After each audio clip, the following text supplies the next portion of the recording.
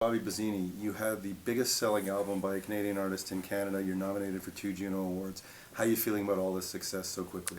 I feel really great, and also I guess relieved that the album worked. The second album. This is my second album. There was a long period between the first and the second one, so I was really happy to find out people were waiting for me, and that the album did well.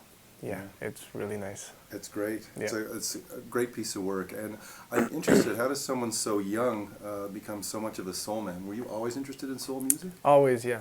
I mean, when I was very young, I wasn't really interested in music at all. But my parents were huge fans of country music, and music was always in the house.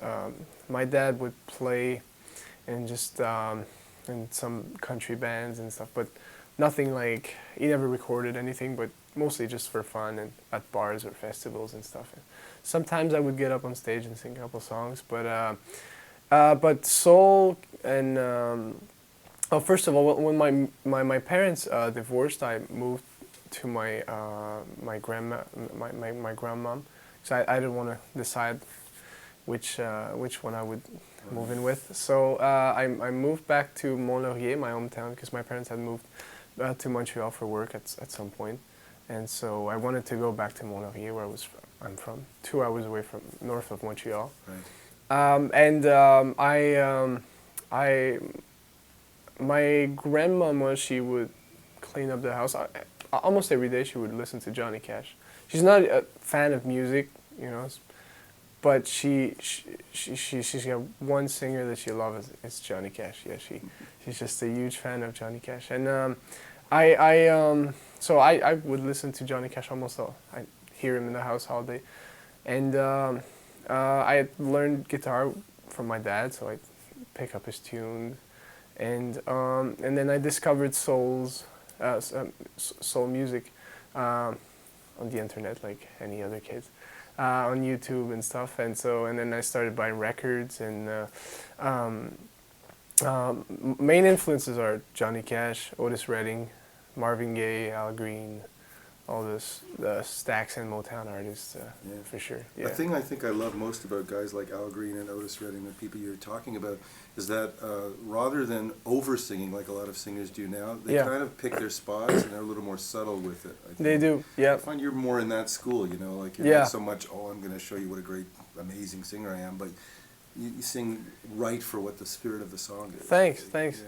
Well, it's soul, you know. It's different from like pop music, you know. It allows you to just, you know, if you want to wave on that note, you know, you want to just sing that note a little longer, you know. It's you know, there's no like kind of barriers, you know. It's just like different kind of process, and that's why I love soul music. It's enables me, you know, to just like be like free of all emotion and just power. Yeah. Yeah, that's great music for that, for Thanks. sure. I know you've been doing so well in Canada right now. You're working hard, I imagine, right now to break in the States. What's going on in terms of trying to make things happen down there? So we released the album last year digitally, Where I Belong, the album with Capitol Records, and it was great news to be able to release the album. First album released in the States for me, so I'm really excited about that. I toured last year in the summer. I opened for Lily Kershaw, who's from L.A.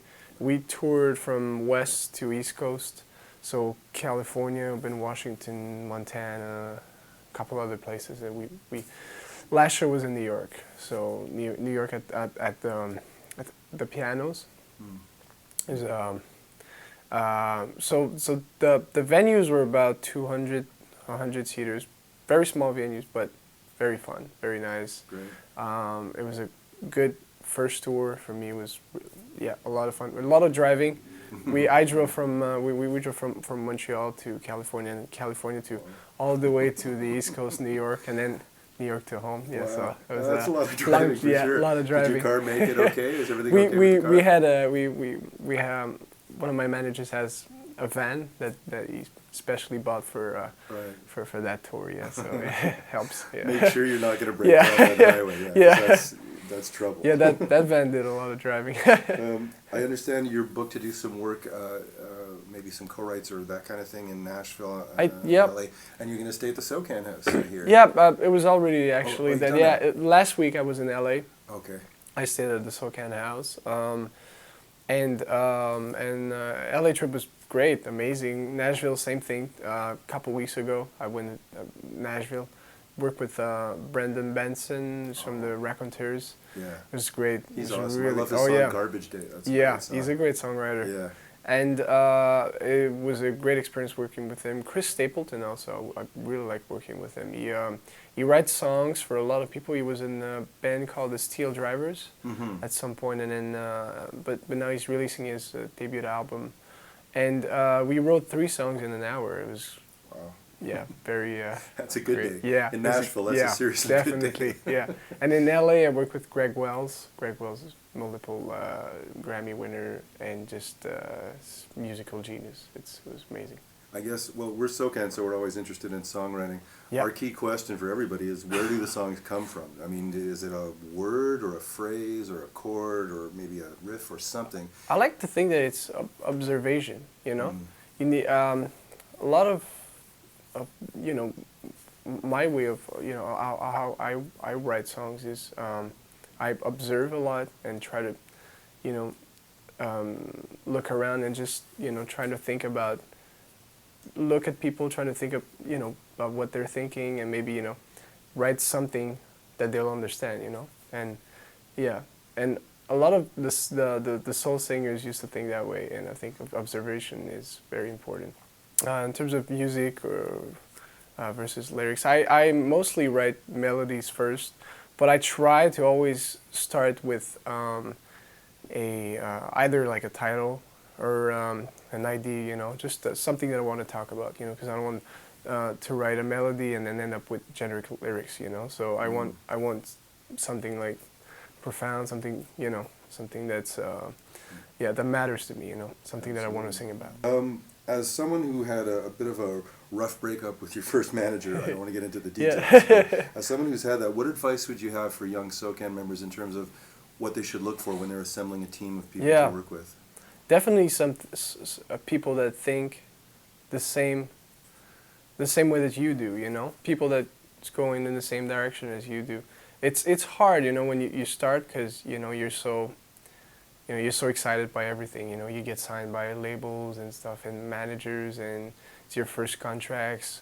Also, I remember at the time, I didn't even have money to to make sure that the contract that I was signing was a good contract, because lawyers are expensive and stuff. You don't have that kind of money, and so it's not easy for sure. So, I mean, you just have to trust your feelings, I guess, and just make sure that the people that you're going to work with, you can connect with them, and they're all going in the same direction. Yeah. As someone who's now sort of working at Breaking the States, again, same sort of idea. If you're talking to a young SOCAN member who'd say, well, what do you think is the best advice for someone who's trying to break in the States? Do you have any words of advice for that? You gotta be prepared. Yes, it's hard. It's same thing for me. When I started in Quebec, it was a lot of work. A lot of radio stations that really want to, start playing the songs. We had to sort of like wait a long time and work hard, and do a lot of promo. Always, believe in what you do and keep doing what you do. It's not easy, but it's not going to be easy. Even for me, like in the States, it's just starting. There's so much work to do. It's going to be a lot of traveling, but I just like what I do, so I just want to keep doing it. Yeah, well, if you love what you do, it makes it a lot easier for sure. Yeah, absolutely. That I know. So what's next? What do you have on the horizon?